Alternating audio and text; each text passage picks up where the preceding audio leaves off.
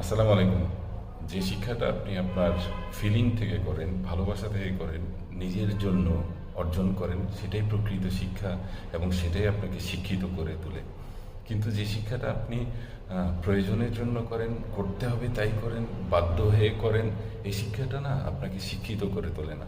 এটা আপনি শিক্ষিত হতে পারেন না সে শিক্ষা দিয়ে। এবং এই ধরনের শিক্ষা যারা বেশি গ্রহণ করেছেন তারা কিন্তু একটা ভয়ঙ্কর রূপী আচরণ করেন, যেটা হলো আপনি বিচার বিশ্লেষণ ক্ষমতা আপনাদের ওই ধরনের কুশিক্ষাটা থেকে বিচার বিশ্লেষণ ক্ষমতা নাই বললেই চলে। এবং আপনারা যে জায়গায় সেই জায়গায় লাফালাফি করেন এবং অল্পবিদ্যা ভয়ঙ্করের যে আচরণটা সেটাকে প্রতিষ্ঠিত করার চেষ্টা করে সমাজকে কলুষিত করেন। প্লিজ প্লিজ মানে বোঝার চেষ্টা করেন ব্যাপারগুলো, সিম্পলি বোঝার চেষ্টা করেন। আমাকে নেগেটিভ ভেবে আমার প্রতি নেগেটিভ চিন্তা করে লাভ নেই। আমি আপনাদের ভালোর জন্য বললাম, যারা এই ধরনের চিন্তা ভাবনা করেন নিজেদেরকে পজিটিভ করে এই ভালো কাজটুকু করার চেষ্টা করেন।